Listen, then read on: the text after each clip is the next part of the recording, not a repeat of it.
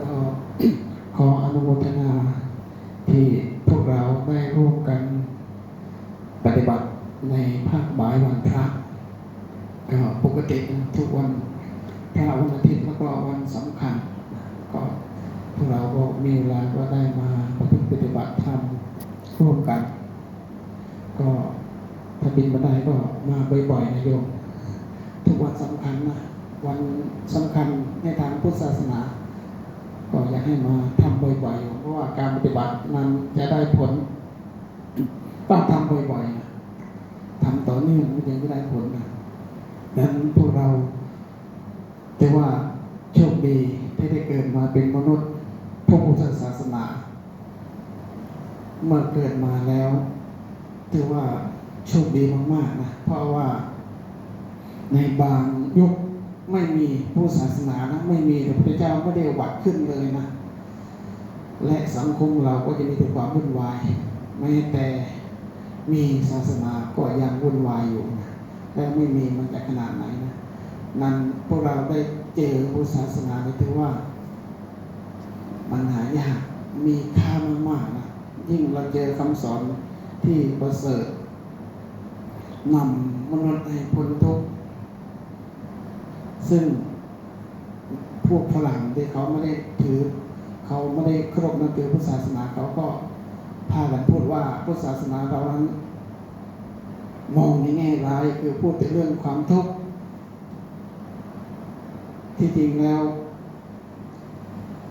ที่พระเจ้าสอนเรื่องทุกข์นั้นเพราะว่ามนุษย์เราเกลียดความทุกข์พวกเราอยากจะพ้นจากทุกข์เมื่อมนุษย์เราอยากจะพ้นจากทุกข์แล้วพระเจ้าก็เลย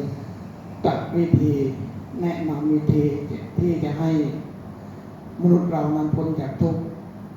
เพราะว่าทุกข์นั้นมันเป็นภัยยิ่งใหญ่ที่เราเจอกันทุกข์จากฤดูหนาวฤดูร้อนฤดูฝนหรือว่าทุกข์จากอะไรก็ตามมันเป็นเริ่มต้นที่เราเจอความทุกข์เรายิ่งจะเจอกับภาวะทุกข์นี้ไปเรื่อยๆนะพระพุทธเจ้าเปรียบเสมือนกับดินที่ติดในมือของเรานั่นคือความทุกข์เราเจอส่วนดินที่ยังเหลือเหมือนกับดินทั้งโลกนี้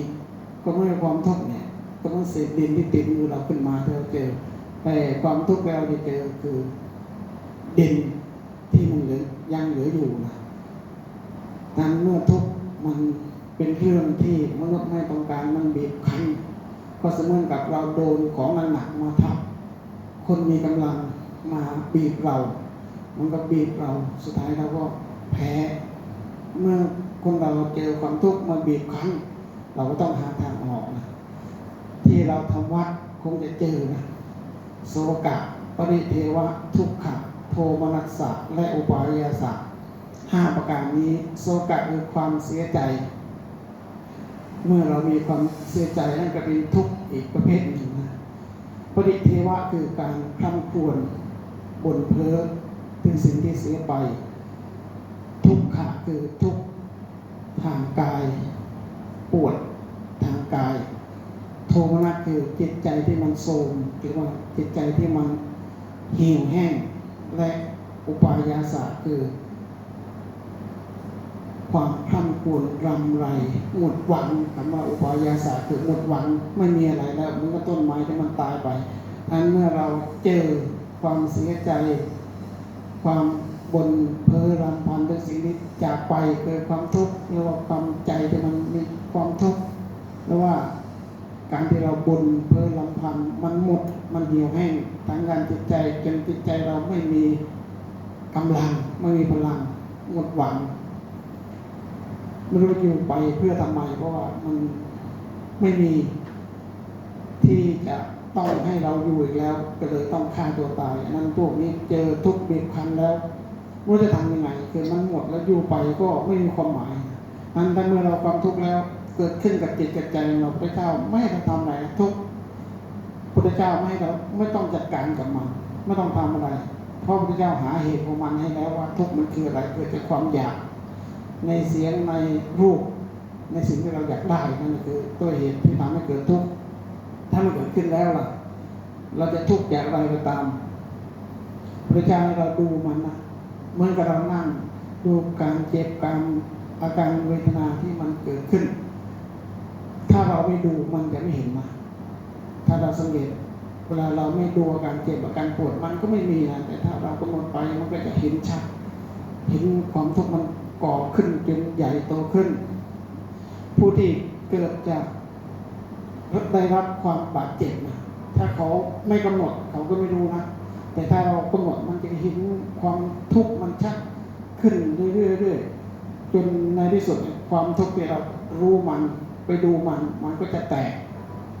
ในเมื่อเราเจอความทุกข์ครั้งต่อไปเราจะไม่ทุกข์นะเพราะว่าเราผ่านมันมาแล้วเรากำหนดมันได้แล้วเราอยู่กับมันได้แล้วเราก็จะไม่ได้ทุกข์นั้นทุกข์พระเจ้าจะให้เรากำหนดรู้มันไม่ต้องทุกข์กับมันความสุขก็เหมือนกันแน่เราเจอสิ่งที่เราชอบใจเราก็จะไม่กำหนดนะแต่ที่พระเจ้าให้เรากำหนดมาเมื่อเรามีความสุขก็จะหลงกับมันเมื่อเจอความทุกข์ก็อย่าเสียใจกับมันคือให้กำหนดรู้ทั้งสุขและทุกข์กำหนดรู้มันถ้าเราความสุขเราไม่กำหนดสุดท้ายก็จะทำให้เรามีความทุกข์เหมือนเดิมฉะนั้นเมื่อเรามีความสุขก็อย่าไปหลงกับมันเมื่อมีความทุกข์ก็จะทุกข์กับมันดูไปว่ามันจะนานอย่างไรนั้นถ้าเรากำหนดรู้มันความทุกข์มันก็จะค่อยเบาบางลงและสุดท้ายเราก็ไม่ทุกข์ในที่สุดนั่นคือพระเจ้าให้พวกเรากำหนดรู้ความทุกข์เสียใจก็ดูมัน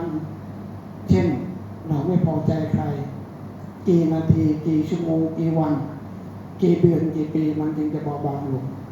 มันก็ถ้าเราดูมันก็จะชัดไปเรื่อยๆเมื่อมันชัดเจนที่สุดแล้วมันก็จะแตกไปเองและเราก็จะไม่ทุกข์กับสิ่งเหล่านั้นนั้นเมื่อมีทุกข์เราจะทุกข์กับมันดูมันกำหนดรู้มันแล้วมันก็จะ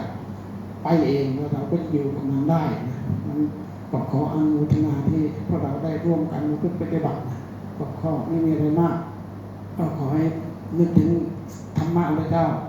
หนึ่งเรามีความแก่เป็นธรรมดาสองเรามีความเจ็บเป็นธรรมดาก็มีความป่วยเป็นธรรมดาสามเราจะต้องรับภาพจากของที่เรารักหรือของที่เราเกลียดและสุดท้ายเราทำความดีความชั่วก็จะเป็นของเรานั้นให้เราพิจารณาว่าเราทั้งห้าอย่างนี้คือมีความแก่มีความเจ็บมีความตายเป็นธรรมดาจะต้องรับภาพจากกันและกันเขาไม่จากเราเราก็จากเขา